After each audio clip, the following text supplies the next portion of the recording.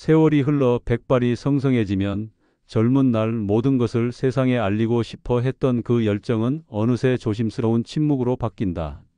이것은 소극적인 변화가 아니라 삶의 깊은 지혜에서 우러나오는 자연스러운 성숙이다. 다산 정약용 선생은 18년간의 긴 유배 생활을 통해 침묵의 진정한 힘을 깨달았다. 그는 억울한 누명을 쓰고 고향을 떠나야 했지만 한 번도 세상을 향해 하소연하지 않았다. 대신 그 모든 아픔과 분노를 학문으로 승화시켜 후세에 영원히 남을 불멸의 업적을 쌓아 올렸다. 노년에 접어들면서 우리가 반드시 명심해야 할 것이 있다. 바로 어떤 것들은 가슴 깊이 묻어두고 평생 비밀로 간직해야 한다는 사실이다. 젊은 시절에는 솔직함이 미덕이었지만 이제는 신중한 침묵이 더 큰 힘을 발휘한다. 첫 번째, 자녀의 아픔은 부모 가슴에만 담아두어라. 자식은 부모의 심장이다. 그들이 넘어지면 부모의 가슴도 함께 무너진다. 자녀가 사업에 실패했을 때, 이혼의 아픔을 겪을 때, 직장에서 좌절을 맛볼 때 부모의 마음은 천 갈래로 찢어진다. 하지만 그 순간 가장 경계해야 할 것이 있다. 바로 그 아픔을 이웃에게 털어놓고 싶은 충동이다. 우리 아들이 회사에서 잘렸어요. 딸이 이혼한다고 하네요. 이런 말들이 목구멍까지 차오를 때 반드시 삼켜야 한다. 세상 사람들의 위로는 겉으로만 따뜻할 뿐이다. 그 속에는 은밀한 우월감이 숨어 있다. 우리 집은 저렇지 않아서 다행이야 라는 안도감 말이다. 당신의 아픔이 그들의 위안거리가 되는 셈이다.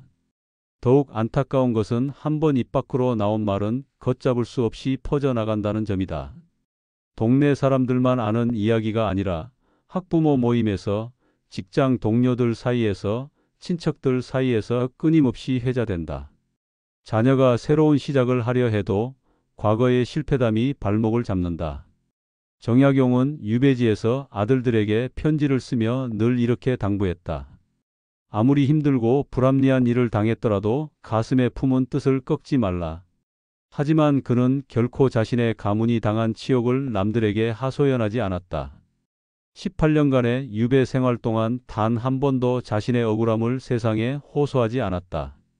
자녀의 실패를 세상에 털어놓는 순간 그 아픔은 배가 되어 돌아온다. 남들의 입에 오르내리는 화제거리가 되고 시간이 지나도 잊혀지지 않는 낙인이 된다. 아이가 성인이 되어서도 그 실패담은 꼬리표처럼 따라다닌다. 특히 현대 사회에서는 정보의 전파 속도가 무섭도록 빠르다. SNS와 인터넷을 통해 한 번 퍼진 소문은 영원히 사라지지 않는다. 검색 한 번이면 과거의 모든 것이 드러나는 시대다. 자녀를 진정으로 사랑한다면 그들의 아픔을 세상의 구경거리로 만들지 말라. 자녀의 실패를 보호하는 것도 부모의 사랑이다. 대신 조용히 그들을 지지하고 묵묵히 도우라. 말로 위로하려 하지 말고 행동으로 사랑을 보여주라. 자녀의 배우자나 손자, 손녀에 대한 불만도 마찬가지다. 며느리가 마음에 들지 않아도, 사위가 못마땅해도 그것을 이웃에게 털어놓는 순간 가족 전체가 망신을 당한다. 가족 내부의 문제는 가족 내부에서 해결해야 한다. 시간이 지나면 상처는 아문다. 실패는 경험이 되고 아픔은 성장의 밑거름이 된다. 하지만 한 번 퍼진 소문은 영원히 사라지지 않는다. 자녀의 실패는 부모에게 주어진 마지막 시험이다. 그 시험을 침묵으로 통과하는 부모만이 진정한 어른이 될 수 있다. 두 번째, 경제적 곤란은 철저히 숨겨야 할 비밀이다. 노후의 가장 큰 불안은 바로 경제적 어려움이다. 평생 모은 재산이 병원비로 사라지고 예상했던 것보다 생활비가 많이 들고 물가는 계속 오르는데 연금은 충분하지 않다. 자녀들에게 도움을 요청하기는 미안하고 그렇다고 혼자 감당하기에는 버겁다. 이런 상황에서 누군가에게 하소연하고 싶은 마음이 굴뚝 같을 것이다. 하지만 경제적 어려움을 드러내는 순간 당신은 사회적 약자가 된다. 이 세상에서 경제력은 곧 발언권이고 경제적 여유는 곧 사회적 지위이기 때문이다. 정약용은 백성은 가난을 불공정한 것에 분노한다고 했다. 사람들은 가난 자체보다 가난한 사람이 받는 차별에 더 민감하다. 당신이 경제적 어려움을 토로하는 순간 사람들은 당신을 다르게 보기 시작한다. 예전과 같은 존경을 받지 못하고 조언을 해도 귀담아 듣지 않으며 만남의 자리에서도 소외된다. 더욱 안타까운 것은 경제적 어려움을 아는 사람들이 도움을 주기보다는 거리를 두려 한다는 것이다. 혹시 도움을 요청받을까봐, 혹시 빌려달라고 할까봐 미리 피하는 것이다. 결국 하소연을 통해 얻고자 했던 위로는커녕 더 큰 고립감만 얻게 된다. 경제적 어려움에는 여러 가지가 있다. 의료비 부담, 생활비 부족, 주택비 문제, 자녀 교육비나 결혼비용 지원, 부채 문제 등등. 이런 문제들은 혼자만의 힘으로는 해결하기 어려운 경우가 많다. 하지만 그렇다고 해서 모든 사람에게 털어놓을 일은 아니다. 먼저 정확한 현황 파악부터 해야 한다. 현재 가지고 있는 자산이 얼마인지, 매월 들어오는 수입이 얼마인지, 고정적으로 나가는 지출이 얼마인지 정확히 계산해 보라. 감정적으로 접근하지 말고 냉정하게 숫자로 파악하라. 그래야 현실적인 해결책을 찾을 수 있다. 경제적 어려움이 있다면 가족 내에서만 의논하라. 자녀들과 솔직하게 상황을 공유하고 함께 해결책을 찾아라. 자존심 때문에 숨기지도 말고 체면 때문에 과장하지도 말라. 자녀들은 부모의 어려움을 알 권리가 있고 도울 의무도 있다. 만약 자녀들에게도 부담을 주기 어려운 상황이라면 정부의 복지 제도나 사회보장 제도를 알아보라. 기초연금, 의료급여, 주거급여 등 다양한 지원 제도가 있다. 자존심 때문에 이런 제도를 이용하지 않는 것은 어리석은 일이다. 당신이 평생 세금을 내며 만들어 놓은 제도다. 하지만 이웃이나 친구들에게는 절대 드러내지 말라.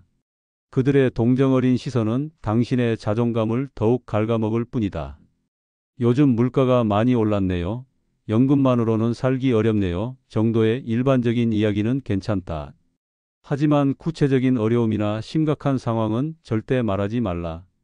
경제적 어려움을 숨기면서도 생활의 질을 유지하는 방법도 있다. 외식 횟수를 줄이는 대신 집에서 정성스럽게 요리해보라. 비싼 옷을 사는 대신 가지고 있는 옷을 잘 관리해서 입어라. 여행을 자주 가는 대신 가까운 곳에서 소소한 즐거움을 찾아라. 이런 변화들을 긍정적으로 받아들이고 새로운 생활 방식을 즐겨보라. 무엇보다 중요한 것은 경제적 어려움 때문에 자신을 비하하지 말라는 것이다. 돈이 모든 것을 결정하지는 않는다. 당신의 가치는 당신이 가진 돈의 액수로 매겨지지 않는다. 인간의 존엄성과 가치는 경제력과는 별개의 문제다. 정약용도 유배 생활 중에는 경제적으로 매우 어려웠다. 하지만 그는 그 어려움을 원망하거나 하소연하지 않았다. 대신 주어진 현실을 받아들이고 그 안에서 할 수 있는 최선을 다했다. 그 결과 인류의 문화유산이 된 훌륭한 저작들을 남길 수 있었다. 세 번째, 건강 문제는 가족과 의사에게만 털어놓아라. 나이가 들면 자연스럽게 몸 여기저기에 이상이 생긴다. 관절이 아프고 소화가 안 되고 잠도 잘 오지 않고 기억력도 예전 같지 않다. 혈압이나 당뇨 같은 만성 질환도 생기고 시력이나 청력도 떨어진다. 이런 증상들을 사람들과 나누고 싶어 하는 것도 자연스러운 일이다. 비슷한 나이의 사람들과 서로의 아픔을 이야기하며 위로받고 싶어 한다.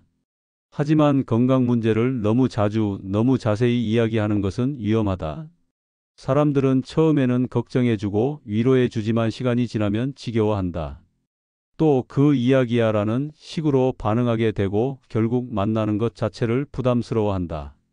더 심각한 문제는 당신이 건강하지 못한 사람으로 낙인 찍힌다는 것이다. 사람들은 무의식적으로 건강하지 못한 사람을 약한 사람으로 여기고 의견을 물어보거나 중요한 일을 맡기지 않는다. 사회적 관계에서 점점 소외되고 영향력도 줄어든다. 현대의학의 발달로 많은 질병들이 치료 가능해졌지만 동시에 건강에 대한 관심과 불안도 커졌다. 작은 이상 증상에도 인터넷을 검색해보고 의료 정보에 노출되면서 건강염려증도 늘어났다. 이런 상황에서 건강 문제에 대해 너무 많이 이야기하면 주변 사람들에게 부담을 줄 수 있다. 정약용은 천하 만물 가운데 굳이 지킬 것이 없지만 오직 나만은 지켜야 한다고 했다. 자신의 존재감과 위상을 지키는 것이 가장 중요하다는 뜻이다. 건강 문제로 인해 자신의 존재감이 약해지지 않도록 주의해야 한다. 물론 건강 문제를 완전히 숨기라는 것은 아니다. 가족들은 당신의 건강 상태를 알아야 하고 의사와는 솔직하게 상의해야 한다. 또한 정말 가까운 친구 한두 명 정도와는 건강 문제를 나눌 수도 있다. 하지만 모든 사람에게 모든 자리에서 건강 이야기를 하는 것은 삼가야 한다. 건강 문제는 가족과 의사에게만 털어놓고 다른 사람들 앞에서는 가능한 한 건강한 모습을 보이라. 아픈 것을 숨기라는 것이 아니라 아픔에 매몰되지 말라는 것이다.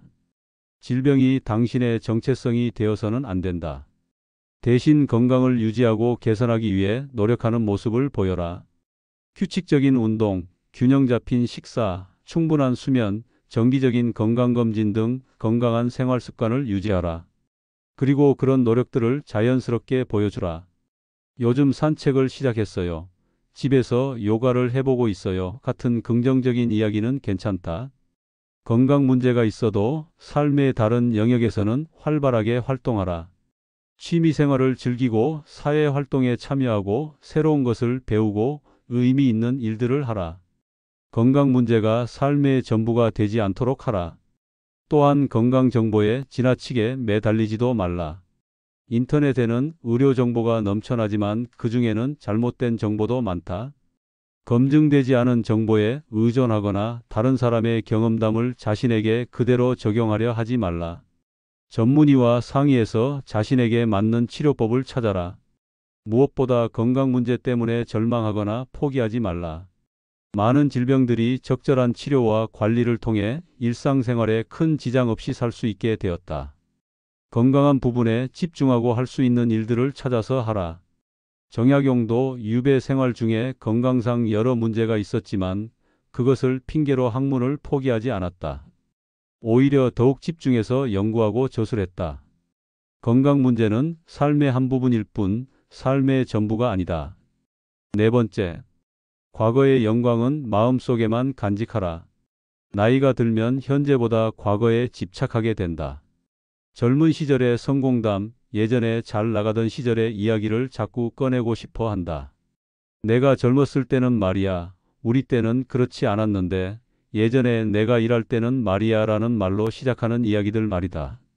이런 현상은 자연스러운 일이다. 나이가 들면서 새로운 성취를 이루기 어려워지고 사회에서의 영향력도 줄어든다. 자연스럽게 자신이 가장 빛났던 시절을 그리워하게 되고 그 시절의 이야기를 통해 자신의 존재감을 확인하려 한다. 하지만 과거의 성공담을 반복하는 것은 현재의 초라함을 더욱 부각시킬 뿐이다. 듣는 사람들은 지금은 그렇지 못하니까 과거 이야기만 하는구나라고 생각한다. 과거에 매달리는 사람으로 여겨지고 현실 감각이 떨어지는 사람으로 인식된다. 특히 젊은 사람들에게 과거의 성공담을 자주 들려주면 역효과가 난다. 그들은 꼰대라는 낙인을 찍고 거리를 둔다. 요즘 젊은 애들은 모르겠다는 식의 말과 함께 과거 자랑을 하면 젊은 세대와의 소통은 더욱 어려워진다. 과거의 성공담에는 여러 종류가 있다. 직장에서의 승진이나 성과, 사업에서의 성공, 사회적 인정이나 수상 경력, 자녀들의 성공에 대한 기여, 어려운 시절을 극복한 경험 등등. 이런 경험들은 분명 소중하고 자랑스러운 일들이다. 하지만 그것을 어떻게 표현하느냐가 중요하다. 정약용은 유배지에서도 과거의 영광을 그리워하지 않았다. 정조시대에 총애받았던 관료였던 자신의 과거를 자랑하거나 그리워하지 않았다. 대신 현재 주어진 상황에서 최선을 다했다. 목민심서, 경세유표, 흠음신서 같은 불멸의 작품들이 바로 그 시기에 나왔다. 과거에 안주하지 않고 현재에 충실했기 때문에 가능한 일이었다. 과거의 성공담을 말하고 싶을 때는 잠시 멈춰서 생각해보라. 왜 그 이야기를 하고 싶어 하는가? 자신의 존재감을 확인받고 싶어서인가? 아니면 정말 도움이 되는 조언을 하고 싶어서인가? 대부분의 경우 전자일 것이다. 그렇다면 그 이야기는 하지 않는 것이 좋다. 만약 정말 도움이 되는 조언을 하고 싶다면 과거 자랑보다는 현재적 관점에서 접근하라. 예전에 내가 그런 일을 겪었을 때보다는 그런 상황에서는 이런 방법이 도움이 될 수 있어요. 라는 식으로 말하라. 자신의 경험을 바탕으로 하되 자랑이 아닌 조언의 형태로 전달하라. 과거의 성공담은 마음속 깊이 간직하라. 그것은 당신만의 소중한 보물이다. 힘들고 어려울 때 그 기억들이 당신에게 용기를 줄 것이다. 하지만 다른 사람들에게 반복해서 들려주지는 말라. 대신 현재의 삶에 집중하고 지금 할 수 있는 일들을 찾아라. 나이가 들어서도 새로운 것을 배우고 새로운 경험을 하고 새로운 사람들을 만날 수 있다. 과거의 경험을 바탕으로 현재를 더 풍요롭게 만드는 것이 진정한 지혜다. 또한 과거의 실패담도 함부로 하지 말라. 그때 내가 그렇게 하지 않았으면 같은 후회의 말들도 듣는 사람에게는 부담이다. 과거는 이미 지나간 일이고 후회한다고 바뀌지 않는다. 대신 그 실패에서 배운 교훈이 있다면 그것을 현재에 적용하라. 젊은 사람들과 대화할 때는 특히 주의하라. 그들의 이야기를 먼저 들어주고 그들의 관심사에 귀 기울여라. 과거와 현재를 비교하지 말고 세대 차이를 인정하라. 요즘 젊은 사람들은 이라는 말로 시작하는 비판은 삼가라. 현재에 충실한 사람이 진정 매력적인 사람이다. 과거의 영광에 매달리지 않고 현재의 상황에서 최선을 다하는 사람이 존경받는다. 정약용이 그랬던 것처럼 말이다. 5번째, 가족의 갈등은 가족 안에서만 해결하라. 가족이라고 해서 항상 화목할 수는 없다. 자녀들 간의 갈등, 며느리와의 마찰, 사위와의 불편한 관계, 손자, 손녀 양육 방식에 대한 의견 차이 등 가족 내에도 크고 작은 갈등들이 있기 마련이다. 이런 문제들로 마음이 답답할 때 누군가에게 털어놓고 싶은 유혹을 받는다. 하지만 가족의 갈등을 외부에 드러내는 것은 가장 어리석은 일이다. 일단 밖으로 나간 이야기는 걷잡을 수 없이 퍼져나간다.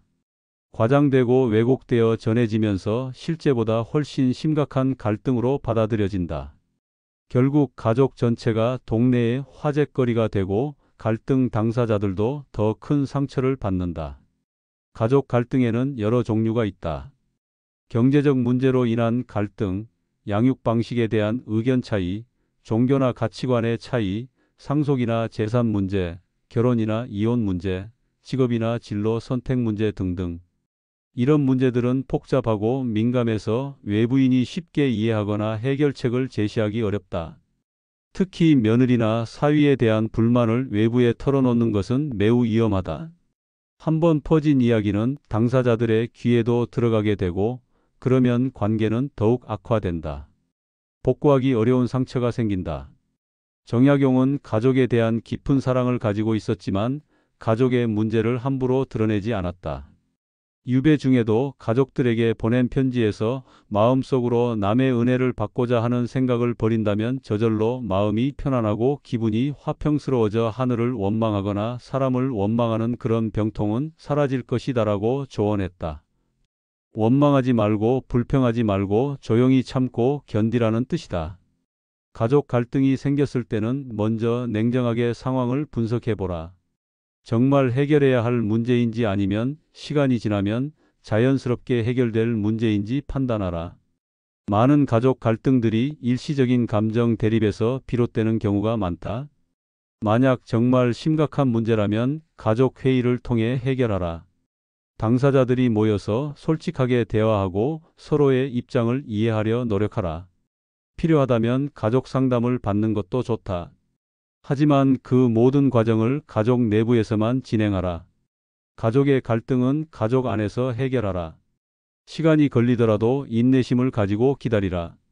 외부의 개입이나 조언은 오히려 문제를 복잡하게 만들 뿐이다. 가족의 명예를 지키는 것이 곧 당신의 명예를 지키는 일이다. 특히 손자, 손녀와 관련된 문제는 더욱 조심해야 한다.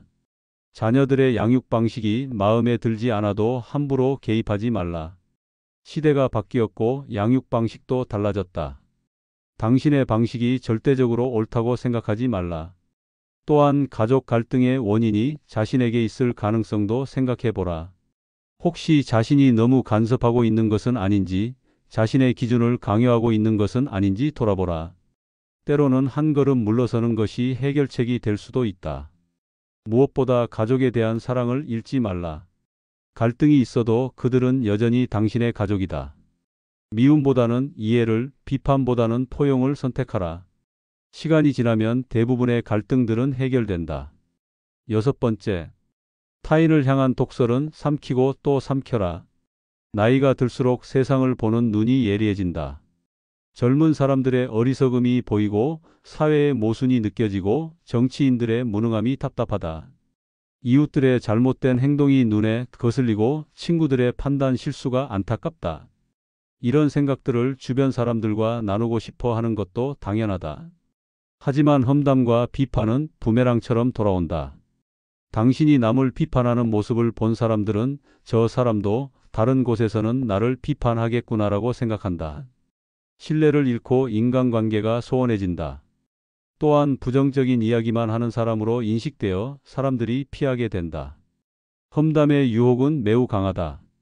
다른 사람의 실수나 잘못을 이야기하면서 일시적인 우월감을 느끼고 자신의 현명함을 과시하고 싶어 한다. 또한 험담을 통해 다른 사람들과 친밀감을 형성한다고 착각하기도 한다. 우리끼리만 하는 이야기인데라는 말로 시작하는 험담들 말이다. 하지만 험담에는 중독성이 있다.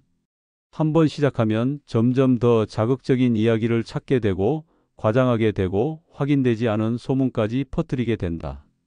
결국 자신도 모르게 거짓말쟁이가 되고 신뢰할 수 없는 사람이 된다. 정약용은 천하의 일이란 한 사람이 다 할 수 없다고 했다. 세상의 모든 일을 내가 다 판단하고 비판할 필요가 없다는 뜻이다. 다른 사람의 잘못을 지적하기보다는 자신의 삶에 집중하는 것이 더 현명하다. 특히 정치적 이야기나 사회 문제에 대한 비판은 더욱 조심해야 한다. 정치적 견해는 개인차가 크고 같은 사안에 대해서도 다른 관점을 가질 수 있다.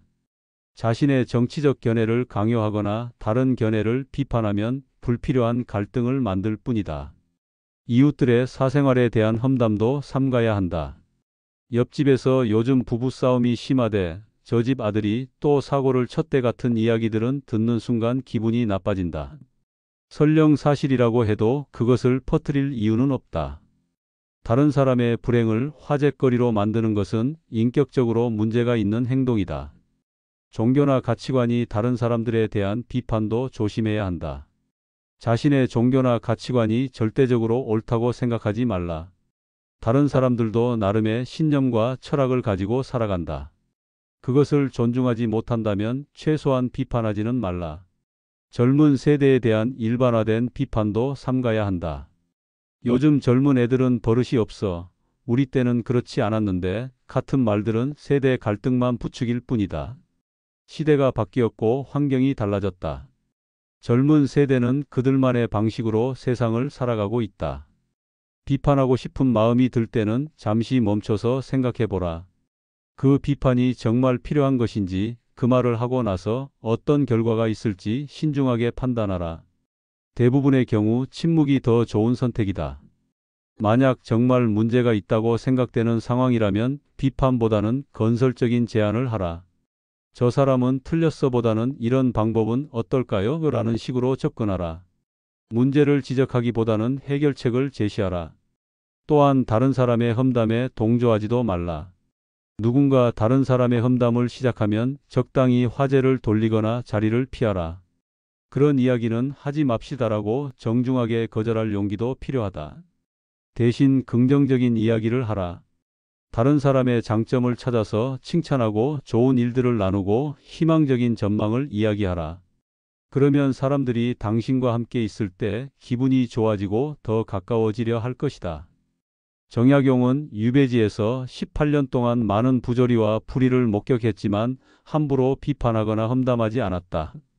대신 그 모든 것을 학문으로 승화시켜 후세에 도움이 되는 저작을 남겼다. 비판 대신 건설적인 대안을 제시했고 험담 대신 건전한 비전을 제시했다. 정약용이 18년의 유배 생활을 견딜 수 있었던 것은 무엇보다 침묵의 힘을 알고 있었기 때문이다. 그는 억울한 일을 당했지만 하소연하지 않았고 적들에게 복수하고 싶었지만 참았고 세상의 부조리를 보았지만 성급하게 비판하지 않았다. 대신 그 모든 감정과 생각을 학문으로 승화시켰다. 침묵은 단순히 말하지 않는 것이 아니다. 때로는 말보다 강한 힘을 가진다. 침묵은 존경을 불러일으키고 신뢰를 쌓아주며 내면의 평화를 가져다 준다. 특히 나이가 들수록 침묵의 가치는 더욱 빛난다. 젊은 시절에는 모든 것을 표현하고 싶어 했지만 이제는 선택해야 할 때다. 무엇을 말할지가 아니라 무엇을 말하지 않을지를 결정하는 것이 더 중요하다. 말하고 싶은 충동을 이기고 침묵을 지킬 때 비로소 진정한 어른다움을 갖게 된다. 침묵에는 여러 종류가 있다. 모르는 것에 대한 침묵, 확실하지 않은 것에 대한 침묵, 남을 해칠 수 있는 말에 대한 침묵, 불필요한 것에 대한 침묵, 시기상조인 것에 대한 침묵 등등. 이 모든 침묵들이 당신을 더 지혜로운 사람으로 만들어줄 것이다. 특히 감정적으로 격해져 있을 때 침묵이 중요하다. 화가 나거나 슬프거나 실망했을 때 하는 말들은 대부분 후회하게 된다. 그런 때일수록 더욱 조심해서 말하거나 아예 말하지 않는 것이 좋다. 정약용은 또한 마음이 흔들렸다면 한 걸음 물러서 자신을 바라보라. 그것만으로 어지러움이 잦아질 것이다라고 했다. 침묵은 이런 성찰의 시간을 만들어준다. 말하기 전에 생각하고 행동하기 전에 숙고하게 만든다. 침묵을 통해 다른 사람의 말을 더 잘 들을 수 있다. 말하기에 급하지 않고 상대방의 이야기에 집중할 수 있다. 그러면 더 깊은 관계를 맺을 수 있고 더 많은 것을 배울 수 있다. 또한 침묵은 미스터리와 매력을 만들어낸다. 모든 것을 다 보여주고 다 말하는 사람보다는 적당한 신비로움을 가진 사람이 더 흥미롭다. 침묵하는 사람의 말은 더 무게가 있고 더 주목받는다. 하지만 침묵이 소통의 단절을 의미하는 것은 아니다. 필요할 때는 말해야 하고 중요한 일에는 목소리를 내야 한다. 침묵과 발언의 균형을 잘 맞추는 것이 지혜다. 사생활을 감추고 침묵을 지키는 것은 소극적인 삶을 살라는 뜻이 아니다. 오히려 더 적극적으로 삶을 경영하라는 의미다. 불필요한 에너지 소모를 줄이고 진정 중요한 일에 집중하라는 것이다. 많은 사람들이 불필요한 말들 때문에 에너지를 낭비한다. 하소연하고 험담하고 비판하고 과거 자랑을 하느라 정작 중요한 일들을 놓친다. 그런 시간과 에너지를 더 의미 있는 일에 사용한다면 삶이 훨씬 풍요로워질 것이다. 정약용은 마음이 흔들렸다면 한 걸음 물러서 자신을 바라보라. 그것만으로 어지러움이 잦아질 것이다라고 했다. 내 마음의 평화가 가장 소중하다. 다른 사람들의 시선에 흔들리지 말고 남들의 평가에 연연하지 말라. 사생활을 드러내고 싶은 유혹, 하소연하고 싶은 충동, 비판하고 싶은 욕구가 생겼을 때 잠시 멈춰서라. 그리고 스스로에게 물어보라. 이 말을 하고 나면 내 마음이 정말 편해질까? 아니면 더 복잡해질까? 대부분의 경우 침묵이 더 큰 평화를 가져다 줄 것이다. 마음의 평화는 외부에서 주어지는 것이 아니라 내부에서 만들어가는 것이다. 다른 사람들이 어떻게 생각하든 세상이 어떻게 돌아가든 내 마음만은 평안하게 지킬 수 있다. 그것이 바로 침묵의 힘이다. 평화로운 마음을 가진 사람은 다른 사람들에게도 평화를 전해준다. 침착하고 안정된 에너지가 주변 사람들을 편안하게 만든다. 그런 사람 곁에 있으면 마음이 차분해지고 생각이 정리된다. 반대로 항상 불평하고 험담하는 사람 곁에 있으면 마음이 어수선해진다. 부정적인 에너지가 전염되어 자신도 모르게 우울해지고 화가 난다. 그런 사람들은 결국 혼자 남게 된다. 당신이 어떤 사람이 되고 싶은지 선택하라. 평화를 주는 사람이 될 것인지, 어수선함을 만드는 사람이 될 것인지. 그 선택은 당신의 말과 침묵에서 시작된다. 사생활을 감춘다고 해서 사람들과 거리를 두라는 뜻은 아니다. 오히려 더 깊고 의미 있는 관계를 만들어가라는 의미다. 표면적인 정보를 주고받는 관계가 아니라 진정한 마음을 나누는 관계 말이다. 깊은 관계는 많은 말에서 나오지 않는다. 서로를 이해하고 존중하는 마음에서 나온다. 상대방의 말을 경청하고 상대방의 감정에 공감하고 상대방의 입장을 이해하려 노력할 때 진정한 관계가 만들어진다. 또한 신뢰할 수 있는 사람이 되어야 한다. 다른 사람의 비밀을 지켜주고 험담에 동조하지 않고 약속을 지키고 일관된 모습을 보여줄 때 사람들이 당신을 신뢰한다.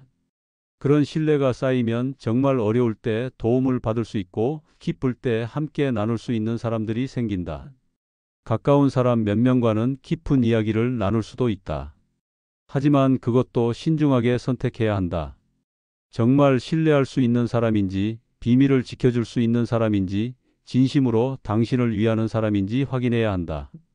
그리고 그런 깊은 대화도 적절한 선을 지켜야 한다. 모든 것을 다 털어놓을 필요는 없다. 상대방도 부담스러워할 수 있고 관계가 오히려 어색해질 수도 있다. 조금씩 천천히 상대방의 반응을 보면서 마음을 열어가라. 무엇보다 일방적인 관계가 되지 않도록 주의하라. 자신의 이야기만 하고 상대방의 이야기는 듣지 않는다면 그것은 친구가 아니라 상담사를 찾는 것이다. 서로 주고받는 관계, 서로 지지해주는 관계를 만들어가라. 사생활을 감추고 침묵을 지키면서 생기는 여백을 활용하라. 불필요한 말들을 줄이면 시간과 에너지에 여유가 생긴다. 그 여유를 더 의미 있는 일들에 사용하라. 새로운 취미를 시작해보라. 책을 읽고 그림을 그리고 음악을 듣고 산책을 하고 정원을 가꾸어 보라. 몸과 마음에 좋은 활동들을 찾아서 해보라. 나이가 들어서도 새로운 것을 배우고 경험할 수 있다. 사회적 활동에도 참여해보라. 자원봉사, 종교활동, 동호회 활동 등을 통해 새로운 사람들을 만나고 새로운 경험을 쌓아라. 자신의 경험과 지혜를 다른 사람들과 나누는 것도 의미 있는 일이다. 가족과의 시간도 더 소중하게 만들어가라. 손자, 손녀들과 함께하는 시간, 자녀들과 나누는 대화, 배우자와의 산책 등을 통해 가족 관계를 더욱 돈독하게 만들어가라. 이런 시간들이 인생의 진정한 보물이다. 자신만의 성찰의 시간도 가져라. 하루를 되돌아보고 감사할 일들을 찾아보고 내일의 계획을 세워보라. 일기를 쓰거나 명상을 하는 것도 좋다. 이런 시간들이 내면의 평화를 만들어준다. 노후는 인생의 마지막 계절이다. 봄에 씨를 뿌리고 여름에 가꾸고 가을에 수확한 것들을 조용히 정리하는 시간이다. 이 시기에 가장 중요한 것은 마음의 평안이다. 그 평안은 침묵에서 나온다. 정약용의 마지막 시는 혼인 60주년을 기념하는 해온시였다. 그는 인생의 마지막 순간까지도 과거를 원망하거나 현실을 한탄하지 않았다. 주어진 현실을 받아들이고 조용히 감사하는 마음으로 생을 마감했다. 그는 평생 천하 만물 가운데 굳이 지킬 것이 없지만 오직 나만은 지켜야 한다는 신념을 지켰다.